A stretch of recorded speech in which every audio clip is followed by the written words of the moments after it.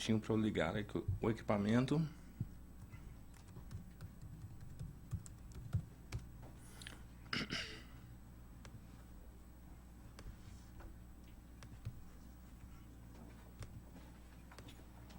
Ok.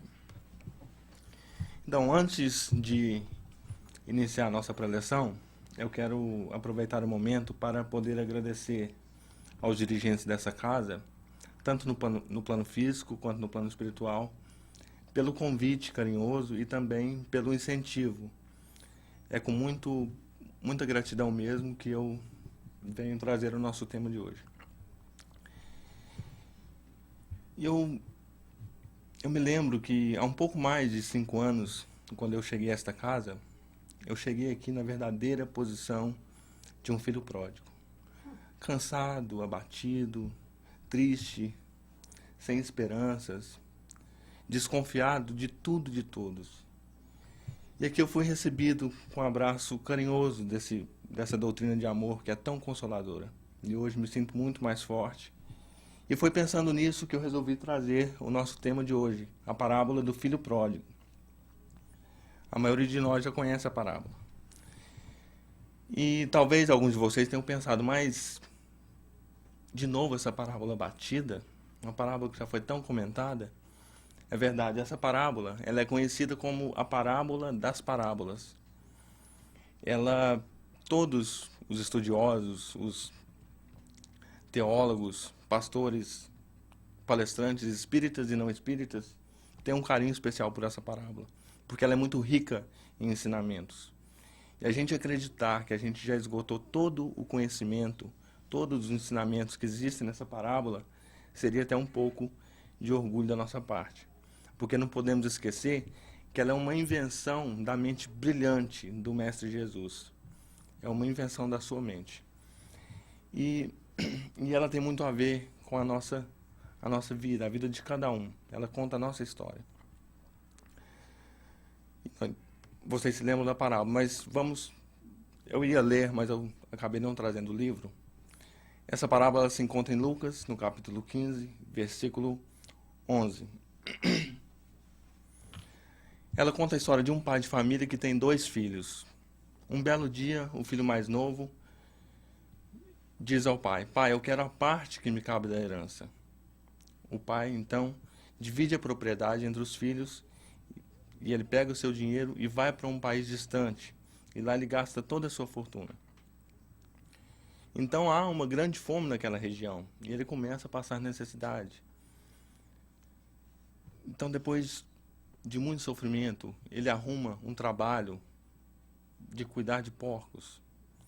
Depois de muito sofrimento, ele então ele cai em si, decide voltar à casa do pai. Ele se levanta e vai ao pai. Até os trabalhadores de meu pai têm comida de sobra, têm um lugar para descansar, e eu aqui morrendo de fome. Ele volta à casa do pai.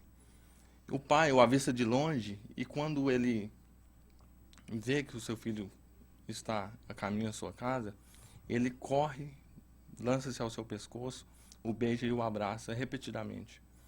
Então, ele diz ao pai: "Pai, pequei perante o céu e contra ti. Já não sou mais digno de ser chamado teu filho. Receba-me como um dos seus empregados." O pai, antes que ele terminasse, ordenou aos seus servos: "Matem o boi, vamos fazer uma grande festa. Tragam a túnica, vistam-no. Dê-lhe o anel, coloquem em seu dedo, tragam também as sandálias." O filho mais velho, que estava no campo, quando fica sabendo do retorno de seu irmão, ele vai conversar com o pai e diz: "Pai, eu que nunca desobedeci um mandamento seu, o senhor nunca me deste um cabrito. Agora que esse seu filho mais novo, esbanjador, gastou toda a sua fortuna com meretrizes, o senhor manda matar um novilho gordo?" O pai então carinhosamente responde: "Meu filho, esse seu irmão estava morto e agora está vivo. Estava perdido e foi encontrado. Tudo que é meu é seu. Você está na minha casa. Era necessário nos alegrar, pois seu irmão estava morto e agora está vivo." E assim termina a parábola. E é interessante a gente observar que essa parábola, como que ela começa? Ela começa com uma palavrinha, uma pequena frase. Ops. Se não ligar, não funciona. Ok. Ela começa, e continuou. Se continuou, é porque ele já havia dito algumas coisas antes, ele já havia dado outros ensinamentos. E quais eram esses ensinamentos? Ele tinha já mencionado, antes de falar da parábola do filho pródigo, ele já havia contado outras duas parábolas, que é a parábola da dracma perdida e a parábola da ovelha perdida. A gente vai notar nessa parábola da dracma perdida que ela parece até ser um pouco infantil. Ela parece até ser um pouco infantil. Por quê? Porque Jesus, ele tinha esse jeito, né? Ele gostava de dar cores fortes, colorir, justamente para impressionar aqueles corações ainda tão materialistas, tão rudes ainda. Porque afirma Emmanuel que nós ainda éramos crianças espirituais. E nós, de uma certa forma, estávamos dando os primeiros passos. Agora, com o Espiritismo, nós já adquirimos a maturidade espiritual. Nós já temos mais condições de compreender certos ensinamentos. Mas se a gente for analisar o contexto em que a mulher vivia naquela época, né? Vocês se lembram da parábola da dracma perdida?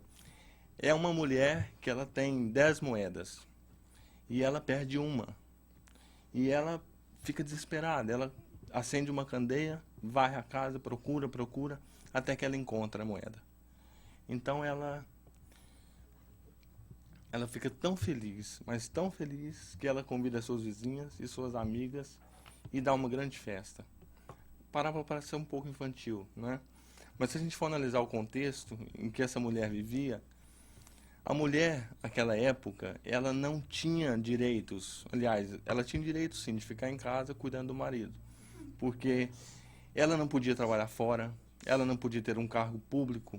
A única coisa que ela podia fazer era ser dependente do marido ou ser dependente dos pais. Ela era totalmente dependente dos pais até a idade de 12 ou 13 anos. A partir do seu primeiro período menstrual, ela já estaria pronta para se casar. Então, a partir dali, quando ela se casava, o marido é quem deveria cuidar dela. E ela, quando o marido, se por algum motivo o marido ele morresse, acontecesse alguma coisa, por doença, ou por se for para alguma guerra, alguma coisa do tipo, ela teria três opções na vida dela. Primeira, ela teria que voltar a viver com os pais. Em outros casos, ela teria que ir para as ruas mendigar, pedir esmola, porque ela não tinha como viver, ela não trabalhava. Em último caso, ela iria para as ruas se prostituir. Então, quando o homem estava interessado já na mulher, já na sua futura esposa, ele tinha que pagar um dote para o pai da moça. Ele pagava uma quantia em dinheiro, porque o pai daquela época do Oriente Médio pensava mais ou menos assim: tudo bem, você quer se casar com a minha filha? Tudo bem, mas em primeiro lugar você terá de me indenizar, você terá de me pagar porque você está me tirando alguma coisa muito preciosa, que é a minha filha. Segundo, você tem que provar que você tem condições de sustentá-la. Terceiro, você tem que provar que a ama de verdade, se esforçando, trabalhando para conseguir, porque ele não podia usar o dinheiro da família dele. Então, no dia do casamento, o pai devolvia o dinheiro do dote para a filha. Então, a minha pergunta é: a moeda que aquela mulher perdeu, né? Agora a gente já consegue ver mais amplo, desculpa. A gente já consegue ver mais amplo. Aquela moeda que a mulher perdeu era importante para ela? Era muito importante, porque era o seguro dela. Aquilo simbolizava ela não precisava ir para a rua pedir esmola. Então aquela moeda era muito importante para ela. E era essa visão que Jesus queria passar naquele momento que ele contava aquela parábola. Porque A mesma vontade que aquela mulher procura, que ela busca, ela encontra aquela moeda, é a mesma ânsia, a mesma vontade que Deus tem de encontrar os seus filhos que estão perdidos. A mesma vontade. E Jesus, ele vem e conta uma outra parábola, que é a parábola... Ops, pulou. Ah, tá aqui, ó. A parábola da ovelha perdida. Por que Jesus contou essa parábola da ovelha perdida? Porque ele estava se reunindo com publicanos e pecadores. O publicano, ele era odiado pelo povo judeu. Por quê? Porque o publicano, ele era judeu e ele cobrava impostos para Roma, do próprio povo judeu. Então ele era odiado, porque além dele cobrar os impostos, ele colocava ali uma taxa muito alta em cima, que era o lucro dele. Então ele ficava rico muito rápido. E o povo odiava ele por causa disso. E o pecador, então nem se fala, porque o pecador, ele não seguia as leis da Torá. Ele era visto como impuro, ele era a escória da humanidade, da sociedade. Ele era visto muito mal visto, porque não seguia as leis de Moisés. Muitas das vezes ele nem sabia, né? Nem conhecia tanto, porque não sabia ler, não sabia. Então, Jesus, ele estava comendo com publicanos e pecadores. Os fariseus estavam murmurando, falando mal de Jesus por causa disso. Ora, quem diria Jesus comendo com publicanos e pecadores? Ele que se diz um mestre, ele que se diz um rabi, ele que se diz o filho do Deus único, comendo com publicanos e pecadores. E em resposta, Jesus sai fora da casa e conta a parábola da ovelha perdida. E qual de vós, tendo 100 ovelhas, se perder uma, não deixa as 99 e vai atrás da ovelha perdida? E quando a encontra, a coloca nos ombros e volta para casa. E chegando em casa, fica tão feliz e convida os seus amigos e os seus vizinhos e dá uma grande festa. Então Jesus, ele contou essa parábola. Eu trouxe até a fotinha dessa ovelha para a gente situar a situação em que essa ovelha se encontra. Quando eu vi essa foto, eu fiquei me perguntando como que essa ovelha foi parar aí. Que caminhos que essa ovelha tomou para poder chegar na situação em que ela se encontra. Será que ela tem noção do risco que ela está correndo? Porque na vida também muitas vezes nós ficamos tão perdidos ou até mais perdidos do que essa ovelha. A gente fica totalmente sem rumo, não sabe para onde vai, se vai para a direita, se vai para a esquerda, se casa, se compra uma bicicleta, ou se volta para o Brasil, se fica aqui, não sabe, fica perdido. A mente fica toda confusa, né? Só porque a minha pergunta aqui é, essa ovelha, ela sabe que está perdida? Ela sabe que está perdida? Sim, ela sabe. Porque bicho, ele sabe quando ele está perdido. O cavalo, quem já morou em fazenda aqui deve saber. O cavalo, a vaca, ele fica desesperado, ele fica sem rumo, ele fica apavorado. Lá em casa a gente tem uma gatinha e ela fica muito segura dentro de casa. Mas se colocar ela para fora da porta, já é suficiente para ela entrar em desespero. Ela não sabe, ela não tem raciocínio lógico, mas ela sente que tem algum problema, que está perdida. E a mesma coisa essa ovelha. E a moeda, ela sabia que estava perdida? Da parábola da moeda? Não, porque moeda não pensa, né? Moeda não tem raciocínio. Então aqui nós temos duas realidades. A realidade da ovelha, que está fora de casa e sabe que está perdida. E nós temos também a realidade da moeda, que está dentro de casa e não sabe que está perdida. E Jesus, ele vai encerrar essa palestra contando uma terceira parábola, que é a parábola do filho pródigo, onde nós temos essas duas mesmas realidades. A realidade do filho mais novo, que está fora de casa e sabe que está perdido. E a realidade do filho mais velho, que está dentro de casa e não sabe que está perdido. Porque alguns estudiosos, alguns dos textos sagrados, eles gostam de chamar a parábola dos dois filhos perdidos. Porque os dois filhos têm problemas. Porque a gente, quando vai lendo a parábola, vai ouvindo a história, a gente tem a tendência de olhar somente o problema do filho mais novo, que é o desperdiçador, que é o pródigo. Esquecendo que o filho mais velho, ele também tem problemas. Tem problema de relacionamento com o irmão e, pior, tem problema também com o pai. Então disse Jesus: um homem tinha 2 filhos. O mais novo disse ao seu pai: Pai, quero a minha parte da herança.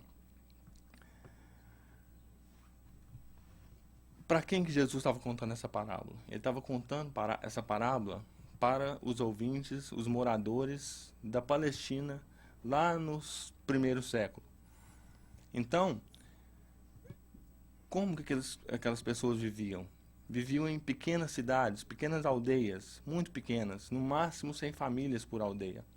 Era uma comunidade muito pequena. Quem mora em cidade pequena, eu já morou, eu venho de cidade pequena, eu sei como que funciona, porque todo mundo conhece a vida de todo mundo sabe o que está acontecendo.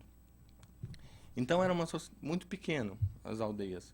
E no topo estava a figura do pai. O pai, ele era a figura máxima, a autoridade máxima daquela aldeia. E era exigido um extremo respeito pela figura do pai. E o que aconteceu? O filho mais novo chega ao pai e pede a minha parte da herança.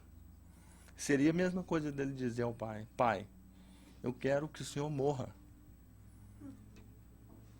Aliás, eu queria que o senhor já estivesse morto há muito tempo, porque eu quero a minha herança. Eu quero viver a minha vida como se o senhor nunca tivesse existido. Isso era um choque, foi um choque para aqueles ouvintes, porque ele desobedeceu um dos mandamentos da lei divina revelada por Moisés, que é o número 4. Honrarás pai e mãe. Isso era inaceitável para aquele povo. Então, o que eles queriam?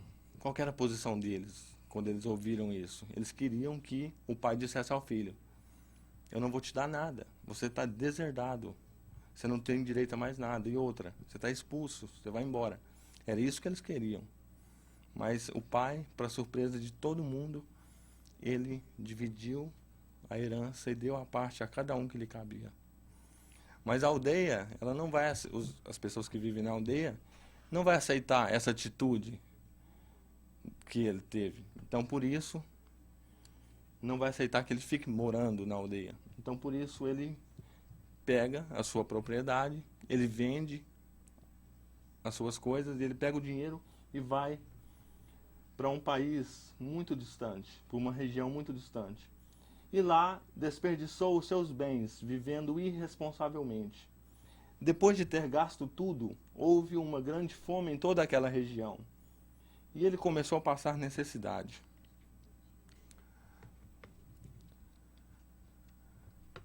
Essa região distante, por que ele foi para longe, né? Porque ele não queria viver debaixo das leis do pai. Ele não queria seguir as regras. E lá na sociedade, naquela aldeia, tinha regras para ser seguidas. Ele não podia viver da forma como ele queria naquela aldeia. Por isso que ele vai para longe, longe das vistas do pai. Porque longe das vistas do pai, ele acreditava que ele podia fazer o que ele queria. E foi o que ele fez, infelizmente. Ele quer viver seus instintos, né? Ele quer viver sem regras. E é justamente aqui que vai começar o sofrimento desse jovem. Né? Porque ele agora, a partir de agora, ele vai expiar todo o erro que ele cometeu. Né? Mas a gente não deve esquecer também que a expiação, o sofrimento, as dificuldades da nossa vida são mecanismos de Deus para que a gente repense as nossas atitudes, a gente repense a forma como a gente está vivendo e toma um rumo diferente. É um mecanismo de Deus. A misericórdia divina que está atuando na nossa vida. Então não precisa de desespero, não precisa somente para a gente refletir. Né? Porque ninguém pode ir tão longe, ninguém consegue ir tão longe que não seja alcançado pelo amor de Deus, que não seja alcançado pela misericórdia de Deus. Então, sem dinheiro, sem amigos, sem a propriedade, né? Ele perdeu tudo, perdeu a reputação, a credibilidade. E se tá ruim, não adianta reclamar, porque pode piorar. Porque o que ele faz? Ele foi empregar-se com um dos cidadãos daquela região, que o mandou para seu campo, a fim de cuidar de porcos. Ele desejava encher o estômago com as vagens de alfarrobeira que os porcos comiam, mas ninguém lhe dava nada. Ele chegou no fundo do poço, porque nem a comida que era dada aos porcos ele podia comer. Ele foi cuidar de porcos, arrumou um trabalho e ele perdeu tanta credibilidade que ele não podia nem dar comida aos porcos. Tinha uma pessoa acima dele ali que dava comida aos porcos e não dava comida para ele. Então, os ouvintes da parábola entraram em desespero, porque o judeu, ele não suporta a ideia de chegar perto de um porco. Olha que gracinha, bonitinho. O judeu não suporta a ideia de chegar. Imagina cuidar de porcos. Era um absurdo. Os ouvintes estavam desesperados já nesse ponto. E o porco, ele comia uma vagem, que era uma vagem mais docinha, tinha até um certo valor nutritivo. Aliás, o porco comia a vagem amarga, né? Porque tinha dois tipos, tinha uma mais docinha e tinha a amarga. O porco comia a vagem amarga, porque você não ia dar a vagem boa para, naquela época de seca, naquela fome, não ia dar a vagem boa para os porcos. E caindo em si, né? Ele cai em si, o despertar da consciência. Ele acorda, ele se lembra que tem uma casa, que tem um pai. E ele diz: quantos empregados de meu pai têm comida de sobra, e eu aqui morrendo de fome? Levantar-me-ei e voltarei para meu pai. A gente vai observar aqui que ele não ficou só na reflexão. Ele tomou uma atitude de levantar e voltar à casa do pai. Levantar-me-ei. Pai, pequei contra o céu e contra ti, não sou mais digno de ser chamado teu filho. Trata-me como um dos teus empregados. A seguir levantou-se e foi para seu pai.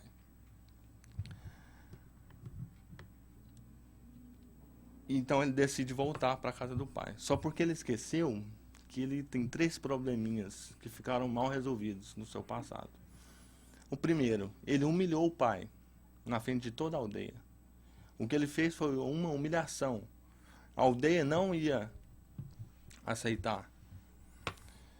O segundo probleminha é que ele tinha cortado as relações com o irmão. Porque quando ele pediu a parte da herança, seria a mesma coisa dele dizer: olha, eu não quero dividir propriedade com você depois da morte do nosso pai. Eu não quero dividir propriedade. Então ele corta as relações com o irmão. E o terceiro probleminha dele seria os aldeões, as pessoas que viviam na aldeia. Porque eles não iam aceitar a atitude dele. Eles poderiam apedrejá-lo na sua volta. Mas então ele toma atitude e ele volta. Volta para a casa do pai. E quando ele está voltando, o pai estava à porta da casa, à porta da propriedade, já esperando a volta dele, porque o pai sabia. O pai nunca perdeu a confiança de que ele ia voltar um dia. O pai nunca, por nenhum momento, ele acreditou que seu filho não ia mais voltar. Ele sempre manteve a esperança, a fé que ele ia voltar um dia. Machucado, caído, abatido, mas ele ia voltar. Ele sabia. E o pai já estava à porta da casa esperando. Então, para ele passar e chegar na propriedade, ele tinha que passar de frente ali, ao redor da propriedade, onde trabalhavam as pessoas ali, os servos e os aldeões. Então, para ele passar ali, ele estava correndo risco de vida, porque ele poderia ser apedrejado. E o pai sabia disso. Então, o pai, quando... Antes da gente contar o que vai acontecer, mas um costume da época, né? Era um costume na época que o ancião, ele não corria. Ele andava tranquilamente, sem pressa. Era um costume. Muito antes não só na Palestina ali, mas muito antes, já era um costume Porque até na Grécia, Aristóteles já disse que reconhece-se um ancião pelo seu caminhar, pela forma como ele anda, tranquilo, calmo, porque demonstrando assim que ele já tem certa experiência, já viveu muito. Então ele não corria. Se você visse um ancião correndo, corre também, porque seria alguma coisa, algum problema que estaria acontecendo. Então o pai, quando vê que ele está vindo, ele sai disparado, ele corre e lança-se ao seu pescoço, o beija e o abraça. O beijo, por que ele beijou, né? O beijo vai simbolizar a reconciliação. Sem dizer muitas palavras, o beijo simboliza o pai dizer para o filho: meu filho, você está perdoado. Eu te perdoo, você está perdoado. Nada. Aliás, eu não te perdoo, porque quem ama não se ofende. Então eu nunca fiquei ofendido com você. Eu te perdoo, eu te amo demais para poder te condenar. Então ele diz ao pai: pai, eu pequei perante o céu e contra ti. Não quero nem ser chamado de seu filho. A posição dele aí já de humildade perante tanto sofrimento, né? E é isso que eu achei muito bonito nessa passagem. Mas antes que ele terminasse de falar alguma coisa, o pai ordena que tragam. Mas o pai disse aos servos: depressa, tragam a melhor roupa e vistam nele. Coloquem um anel em seu dedo e sandálias em seus pés. Tragam um novilho gordo, matem-no, vamos fazer uma grande festa e alegrar-nos. O porquê, né, da roupa? Porque a roupa aí vai simbolizar a pureza, né? Ele estava realmente arrependido dos seus erros. Então ele era digno de vestir a roupa. Jesus menciona em outras parábolas, né, a veste nupcial, a pureza dos seus pensamentos e sentimentos, o arrependimento sincero. As sandálias vai simbolizar que somente o filho é que calçava sandálias, porque o escravo, o trabalhador, ele anda descalço, né? O anel é o anel da família, usa o pai, usa o irmão mais velho e usa o mais novo. E o novilho, eles mandam matar o novilho gordo e fazer uma grande festa. A comunidade, quando o pai ordenou matar o novilho gordo, a comunidade já sabia. É festa para toda a aldeia, porque era muita carne. De vez em quando matava-se um cabritinho, matava-se quando era coisa. Mas essa festa ela era especial, porque era a reconciliação do pai com o filho e a reconciliação do filho na comunidade também. Então a festa era grande, toda a comunidade. O filho ia ser integrado de novo naquela comunidade. Só que o irmão mais velho estava trabalhando, estava no campo. E ele não gostou nada do que estava acontecendo. Porque quando ele fica sabendo, né, olha, enquanto isso, o filho mais velho estava no campo. Quando se aproximou da casa, ouviu a música e a dança.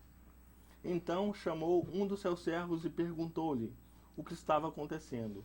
Este respondeu: seu irmão voltou, e seu pai matou o novilho gordo, porque o recebeu de volta são e salvo. O filho mais velho encheu-se de ira e não quis entrar. Então seu pai saiu e insistiu com ele. Ele disse ao pai: pai, eu nunca desobedeci o mandamento. O senhor manda matar um novilho. Que absurdo, pai. O meu irmão desperdiçou sua herança, desperdiçou a fortuna com meretrizes. O senhor manda matar um. Porque na verdade a atitude, né, é aqui que ele vai começar a se mostrar quem ele realmente era. É aqui que a ovelha vai virar o cordeirinho vai virar um lobo, porque ele sempre esteve em casa. Mas qual que era a atitude dele? Ele estava em casa, o seu coração estava, ele estava trabalhando, mas o seu coração e a sua mente estava pensando no cabrito, que ele queria se alegrar com seus amigos. A sua mente estava no mundo lá fora. Ele não queria, ele condenava a atitude do irmão mais novo, né? O Emmanuel, no capítulo 98 do livro Palavras de Vida Eterna, está intitulado O Filho Censor. Ele diz que a atitude, né, do filho mais novo, a vaidade de ser bom. Ele adotou uma vaidade de ser bom. Ele achava que por estar ali, dentro da casa, ele era melhor, ele podia condenar o seu irmão, né? Era uma atitude. E assim Jesus ele termina essa parábola. E como que a doutrina espírita ela interpreta essa parábola, né? Como nós podemos interpretar a humanidade? Essa parábola ela conta a história de toda a humanidade, né? Desde o momento em que nós saímos das mãos do Criador, desde o momento que ele cria o espírito, ele faz essa jornada, ele mergulha na matéria e ele, quando chega aqui, né, nós, quando chegamos aqui, ora nós vivemos na posição do filho pródigo, desperdiçando a nossa herança, né, desperdiçando a nossa fortuna, o nosso tempo, todos os recursos que nos são dados, e ora a gente vive na posição do filho egoísta, né, que se apegando às coisas materiais, querendo ser dono de Deus, querendo que Deus se adapte à nossa maneira de viver, trabalhando muitas vezes interessadamente, né? Não é nem muito difícil a gente saber, né, que o Pai é Deus, o dono da propriedade, o dono do universo. Ele é o dono de tudo, inclusive o nosso corpo físico. Ele é dono do nosso corpo. Então, o nosso corpo físico seria a nossa herança, né? É justamente a herança de Deus em nós. E como nós estamos gastando essa herança? O filho pródigo representa os espíritos inexperientes, né? Os recém-criados. Na maioria das vezes, esses espíritos erram mais por ignorância do que por maldade propriamente. Na época de Jesus, eram os pecadores, as prostitutas, né? Eram aquela sociedade que Jesus gostava de andar junto, aquele povo. O filho mais velho são os espíritos que já adquiriram certo potencial intelectual, já têm certo conhecimento, mas ao invés de usar esses conhecimentos para ajudar os seus irmãos, eles usam de forma errada, né? Mas o ponto principal, para a gente encerrar aqui a nossa fala de hoje, o ponto principal que eu gostaria de chamar a atenção é que Jesus ele não contou o fim da parábola. Porque como que a parábola terminou? Estava o pai na porta de casa falando com o filho mais velho, convidando ele para entrar para a festa, deixar o seu egoísmo de lado, deixar o seu orgulho, a sua atitude e entrar para a festa. E ele entrou para a festa ou ele ficou do lado de fora? Ele cedeu para o pai? Qual foi a atitude que ele tomou? Jesus não contou, porque de uma certa forma nós e também Jesus ele estava do lado de fora também contando essas parábolas para os fariseus, porque eles estavam criticando, estavam do lado de fora criticando quem estava lá dentro, e Jesus com essa parábola estava convidando eles a entrar e participar da festa, participar do almoço, mas os fariseus estavam lá, não queriam entrar. Então, da mesma forma que Jesus estava convidando os fariseus, estava convidando o filho mais velho para entrar, da mesma forma ele vem nos convidando há 2000 anos. E a decisão é nossa, é aquele Você Decide. Vocês lembram do Você Decide? Era um programa que contava uma história geralmente dramática e o final a gente decidia. Então aqui é a nossa decisão. Jesus deixou aberto para que a gente tomasse a decisão de entrar para essa grande festa, de entrar talvez, né, porque a gente fala na teoria, fica tudo muito bonito, mas e na prática? Quando terminou a palestra eu fico me perguntando, e como que eu poderia utilizar isso na prática do dia a dia, né? Fico pensando, talvez nós entrássemos para casa espírita, trabalhar, não por interesse, né, porque a gente o tempo todo está fazendo aquela barganha com Deus. Olha, eu vou agir bem bonitinho, porque eu vou ser recompensado, eu vou para o nosso lar. Mas o convite é para que a gente trabalhe desinteressadamente, né? A gente seja mais paciente com as pessoas que estão aqui dentro, né? Os nossos irmãos aqui que estão aqui na Casa Espírita. E a gente sabe que o mundo agora, o planeta Terra, está passando também por uma transição.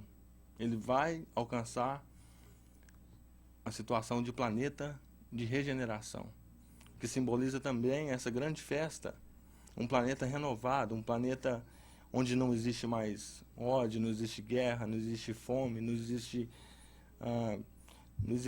desavença, não existe nada dessas coisas ruins. E para a gente entrar nesse novo mundo, a gente precisa mudar as nossas atitudes de filho mais velho ou de filho pródigo. E esse é o convite que Jesus faz para nós, né?